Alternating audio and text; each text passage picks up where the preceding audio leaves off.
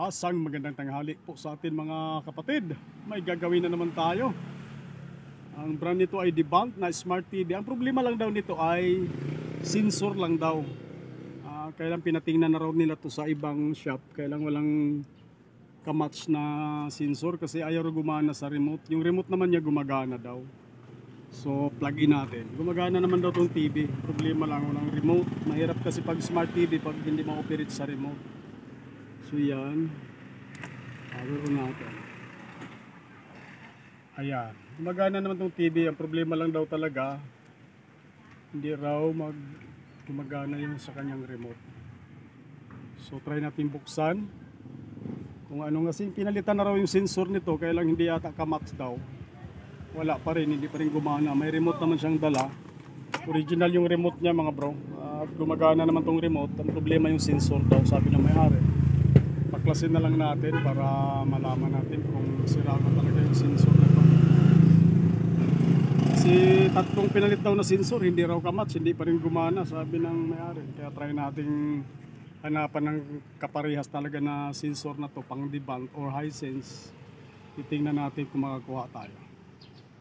Yan o, gumagana, no signal, nakikita naman natin. Normal yung picture niya, walang problema. So baklasin na lang natin mga bro.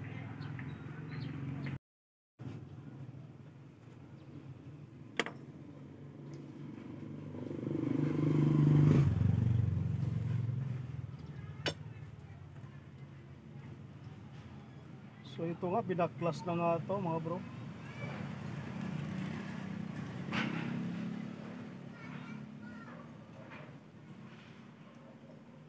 Kinalkal na nga itong sensor na to.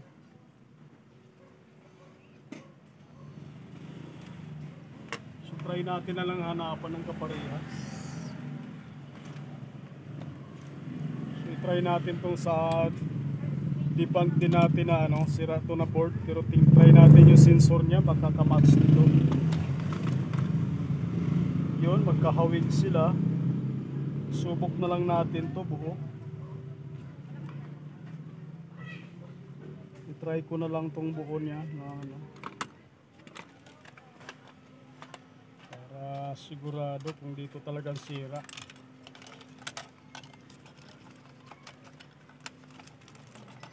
Yan. Debank din ito na 32. Ang problema pala nito ay sira yung motherboard. Try na lang natin itong pinaka-sensor nya. Subok natin kung gagana ba. Parehas na parehas to siya oh.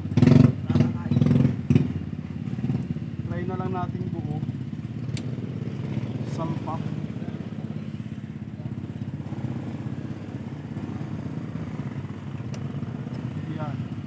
Parehas to mga bro.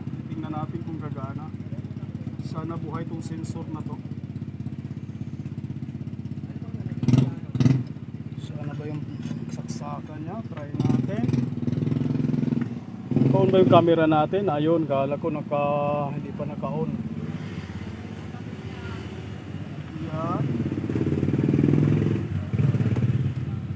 Try natin i-plug in. Tapos subukan natin sa remote.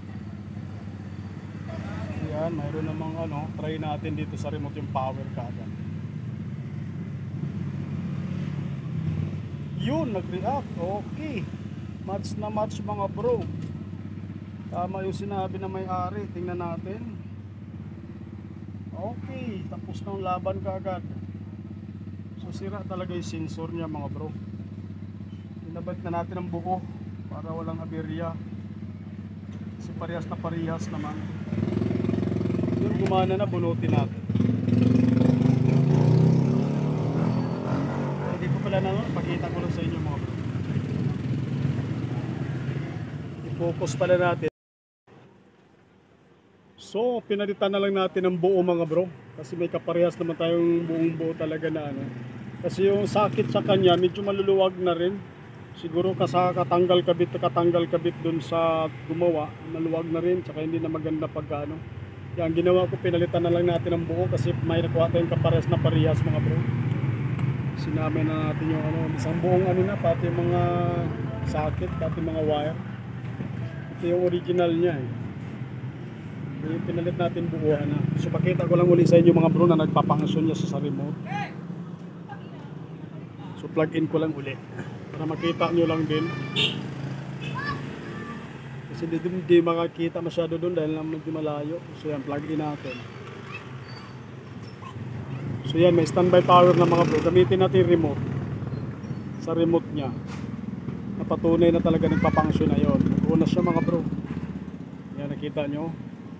Papangsyon na, umilaw na kagad yung backlight natin.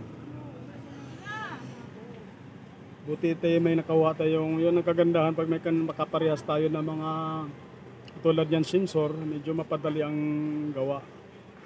Yun, okay na kagad siya. Kasi yung mga sakit niya, medyo hindi kagandahan, medyo maluwag na rin kasi. Kaya mas maganda, palit buo na lang para matapos na agad. So ayos lang natin mga bro para matesting natin ang final.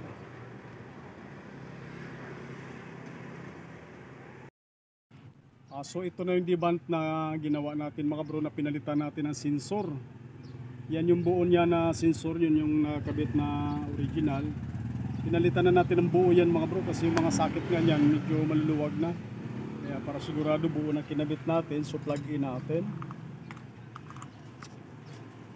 Remote gamitin natin mga bro lahat yan. Mag standby power na, power on natin. Ayan, lumabas na sa deband.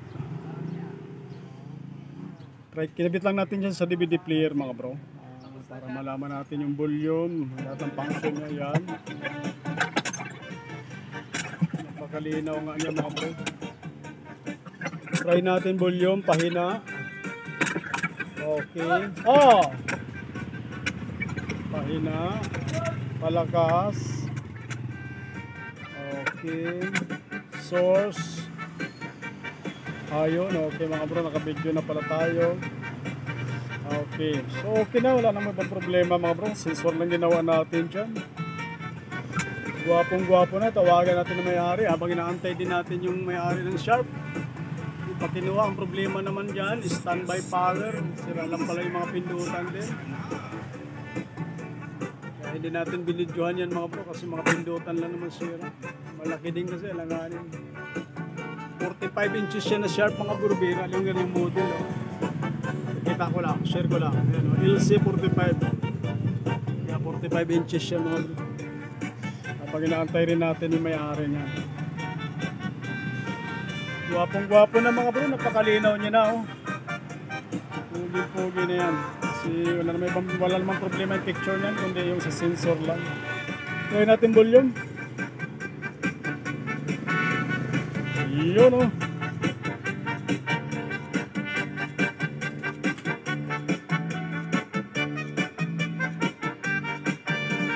Yan, madalas nangyayari sa deband yan, saka Hisense mga bro, yung mga sensor niyan minsan kasi inaamag, yun ang problema kadalasan dyan pag tumagal na.